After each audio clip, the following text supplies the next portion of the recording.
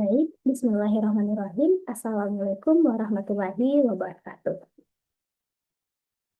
Pada kesempatan ini, izinkan saya memperkenalkan diri terlebih dahulu.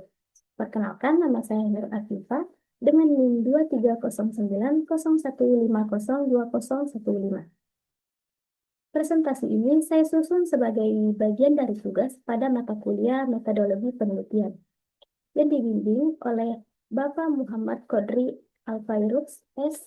Statistika M. Aktuaria selaku dosen pengampu mata kuliah metodologi penelitian. Pada kesempatan ini, saya akan memaparkan materi yang berjudul Analisis Peran Akuntansi Karbon dalam Mendukung Perdagangan Karbon di Indonesia. Baik, langsung saja kita masuk ke latar belakang penelitian tersebut. Nah, perubahan iklim merupakan isu global yang telah menjadi perhatian utama dunia internasional dalam beberapa dekade terakhir. Dampaknya meliputi peningkatan suhu bumi, naiknya permukaan air laut, perubahan pola cuaca ekstrim, hingga ancaman terhadap ketersediaan pangan dan kesehatan masyarakat. Bagi Indonesia, isu ini sangat krusial karena negara ini tidak hanya masuk dalam jajaran 10 besar penghasil emisi karbon dunia, tetapi juga memiliki kerentanan tinggi terhadap bencana alam akibat perubahan iklim seperti banjir, longsor, kekeringan, dan kebakaran hutan. Sebagai salah satu negara dengan luas hutan tropis terbesar, Indonesia memiliki peran strategis dalam upaya mitigasi perubahan iklim. Hutan-hutan Indonesia berfungsi sebagai paru-paru dunia dengan kemampuan menyerap karbon yang tinggi. Namun, deforestasi dan degradasi hutan yang masih sangat marak terjadi, terutama karena kebutuhan lahan perkebunan, pertambangan, serta kepentingan industri telah menurunkan kapasitas penyerapan karbon. Data menunjukkan bahwa laju deforestasi di Indonesia pada tahun 2018 sampai 2019 mencapai 462,4 ribu hektar, meningkat dari tahun sebelumnya. Kondisi ini memperparah emisi karbon yang dihasilkan dari sektor energi dan industri, sehingga memperburuk pemanasan global. Untuk menjawab tantangan tersebut, Indonesia telah meratifikasi berbagai perjanjian internasional seperti Protokol Kyoto 1997, Bali Roadmap 2007, dan Paris Agreement 2015. Komitmen Indonesia tercermin dalam target nationally determined contribution, yakni menurunkan emisi karbon sebesar 29% dengan upaya sendiri dan 41% dengan bantuan internasional pada tahun 2030. Salah satu strategi yang ditempuh pemerintah adalah penerapan instrumen ekonomi berupa pajak karbon sebagaimana diatur dalam Undang-Undang Harmonisasi Peraturan Perpajakan Nomor 7 Tahun 2021. Pajak karbon dimaksudkan untuk menginternalisasi biaya sosial akibat polusi karbon sekaligus menjadi sumber penerimaan negara. Selain pajak karbon, mekanisme perdagangan karbon juga menjadi instrumen penting yang mulai diterapkan di Indonesia melalui perdagangan karbon. Pemerintah dan sektor swasta dapat menjual atau membeli hak emisi sesuai dengan batas yang ditetapkan. Hasil simulasi menunjukkan bahwa perdagangan karbon berpotensi menyumbangkan penerimaan negara bukan pajak sebesar 51 triliun hingga 180 triliun selama program penurunan emisi berlangsung. Hal ini membuktikan bahwa mekanisme pasar karbon dapat memberikan manfaat ganda, baik untuk lingkungan maupun keuangan negara. Baik, kalau itu kita masuk di rumusan masalah penelitian tersebut. Yang pertama, mengenai implementasi pajak karbon di Indonesia. Pertanyaannya adalah bagaimana implementasi pajak karbon di Indonesia saat ini dan sejauh mana kebijakan tersebut bisa berkontribusi terhadap penerimaan negara sekaligus membantu menurunkan emisi karbon. Kita tahu, pajak karbon bukan hanya soal pungutan untuk menambah pendapatan negara, tetapi juga alat kontrol untuk mengurangi aktivitas yang menghasilkan emisi tinggi.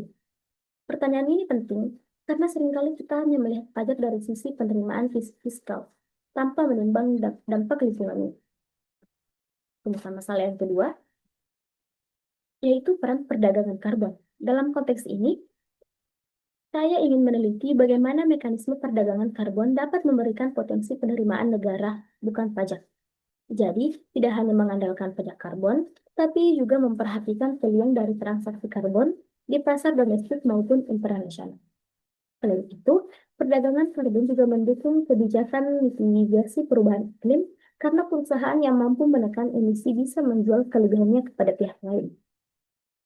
Yang ketiga, akuntansi karbon di perusahaan. Di sini saya melihat bagaimana akuntansi karbon dapat diterapkan secara nyata di perusahaan. Akuntansi karbon bisa menjadi instrumen yang mendorong perusahaan lebih transparan terkait emisi yang mereka hasilkan dan langkah-langkah yang mereka ambil untuk menguranginya. Dengan demikian, akuntansi karbon tidak hanya berfungsi sebagai catatan laporan, tetapi juga instrumen pencegahan global warming dan peningkatan akuntabilitas lingkungan. Yang terakhir, tantangan dan peluang dari penerapan pajak karbon, perdagangan karbon, dan akuntansi karbon. Setiap kebijakan tentu memiliki sisi tantangan, misalnya resistensi dari pelaku industri, keterbatasan regulasi, maupun kesiapan sistem pelaporan.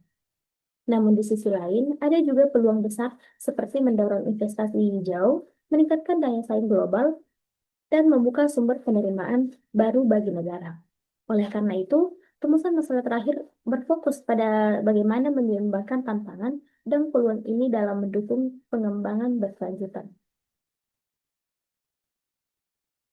Baik, kita masuk ke tujuan penelitian ini. Yang pertama, untuk menganalisis potensi penerimaan negara dan dampak pengurangan emisi dari pajak karbon. Artinya, penelitian ini ingin mengukur sejauh mana kebijakan pajak karbon bisa memberikan kontribusi fiskal, sekaligus menurunkan emisi gas rumah kaca. Dengan begitu, kita bisa menilai apakah pajak karbon lebih dominan sebagai instrumen fiskal atau benar-benar efektif sebagai instrumen lingkungan. Yang kedua, untuk mengkaji penerapan kebijakan perdagangan karbon dan menghitung potensi penerimaan negara bukan pajak yang dihasilkan. Nah, penelitian ini juga akan mencoba menghitung potensi penerimaan negara bukan pajak yang dihasilkan dari mekanisme perdagangan karbon. Di sini fokusnya adalah bagaimana transaksi karbon bisa dijadikan peluang ekonomi bagi negara sembari tetap sejalan dengan agenda mitigasi perubahan iklim. Yang ketiga, untuk menilai peran akuntansi karbon di perusahaan. Nah, tujuannya adalah melihat apakah akuntansi karbon dapat mendorong perusahaan lebih bertanggung jawab terhadap isu lingkungan. Dengan penerapan akuntansi karbon, diharapkan transparansi perusahaan meningkat sehingga publik maupun pemangku kepentingan dapat menilai komitmen perusahaan dalam mengurangi emisi. Hal ini juga penting untuk membangun kepercayaan global, terutama dalam konteks perdagangan internasional yang kini semakin memperhatikan aspek keberlanjutan. Tujuan yang terakhir yaitu untuk mengidentifikasi tantangan dan peluang dalam penerapan kebijakan pajak karbon, perdagangan karbon, dan akuntansi karbon. Bagian ini menjadi sangat penting karena hasil penelitian dapat menjadi rekomendasi kebijakan dengan mengetahui tantangan yang dihadapi. Pemerintah dan dunia usaha bisa mencari solusi yang tepat. Sementara dengan memahami peluang yang ada, kita bisa memaksimalkan manfaat yang dihasilkan untuk kepentingan pembangunan keberlanjutan.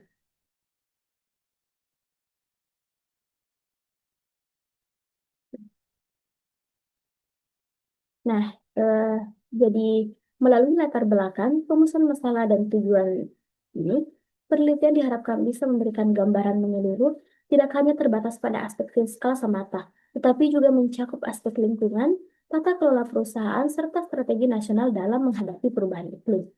Dengan demikian, hasil penelitian ini diharapkan dapat menjadi masukan yang bermanfaat bagi baik bagi pemerintah, pelaku usaha, maupun masyarakat luas dalam upaya bersama menjaga lingkungan sekaligus mendorong pertumbuhan ekonomi yang berkelanjutan. Mungkin itu saja yang dapat saya paparkan. Terima kasih.